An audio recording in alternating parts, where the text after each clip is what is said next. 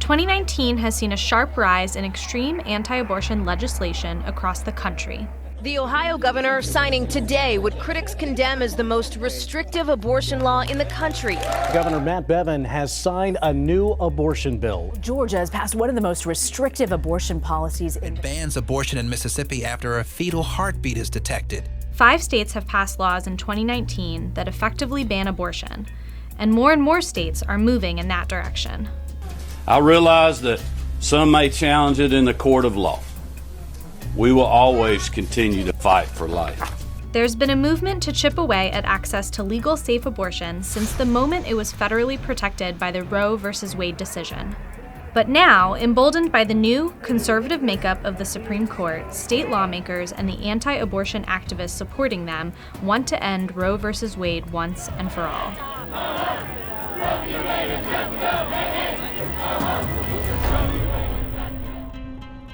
For the past decade, the anti-abortion strategy was to pass elaborate laws, known as targeted regulation of abortion providers, or TRAP laws, that make abortion essentially inaccessible. TRAP laws were strict and unnecessary regulations enacted across the country. 19 states require abortions, one of the safest medical procedures, to be performed at a hospital. 11 states restrict private insurance from covering abortion. And 26 states require at least a 24-hour waiting period, forcing patients to make 2 trips to get the procedure, a costly burden for many seeking care. These are just a few of the restrictions enacted, and all combined, they've had devastating impacts.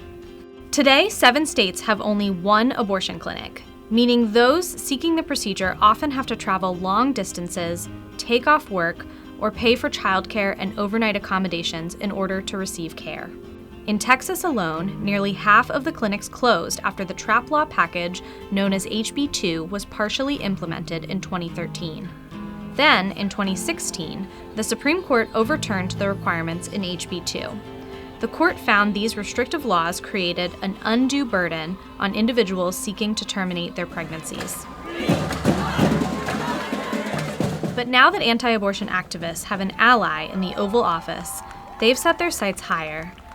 Today I'm honored and really proud to be the first president to stand with you here at the White House to address the 45th March for Life. They aren't just looking to restrict access, they're now trying to outlaw abortion altogether.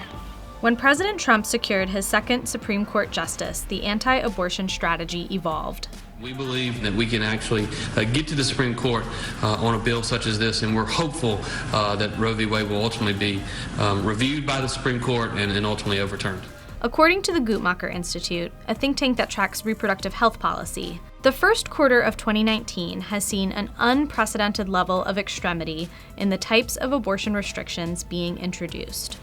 The most prominent ban has been the so-called heartbeat bill, which bans abortion once any cardiac activity is detected, around 6 weeks, which is often before most people even know they're pregnant. This tactic stems from a misconception that detection of cardiac activity means fetal viability, even though it is accepted in the science community that fetal viability occurs somewhere around 24 weeks. Before Trump took office, only 2 states had ever successfully passed a 6-week ban. Both laws were struck down in court. Since the beginning of 2019, 15 states have introduced similar legislation, and 4 states have signed their bills into law. Recently, Georgia Governor Brian Kemp signed their 6-week ban into law. Georgia's bill goes a step further and states that it would recognize unborn children as natural persons. Essentially, the bill classifies abortion as murder, punishing both patients and providers. Using the extreme notion of criminalizing those who seek abortion is further than we've seen before. There's been many times where restrictions have included language around providers, but the language around criminalizing pregnant people is relatively new. And on May 15th, Alabama passed the most restrictive abortion legislation in the country. The ban doesn't include exceptions for rape or incest and makes it a felony for doctors to perform the procedure, punishable with up to 99 years in prison. What's the whole point of it? so that we can go directly to the Supreme Court to challenge Roe versus Wade. None of the bills have taken effect yet and are likely facing lengthy court battles in the months to come. While this is extreme and challenging and difficult, it's also not new. No one I know who works in abortion care is surprised by what's happening right now. But we are not unprepared. As some states move to essentially ban abortion, other states are safeguarding for a potential post-Roe world. 10 states already protect the right to abortion through their constitutions, and some states like Vermont are trying to follow their lead. Since Roe v. Wade, the Supreme Court has been very selective in the cases it chooses to hear on what it refers to as settled law.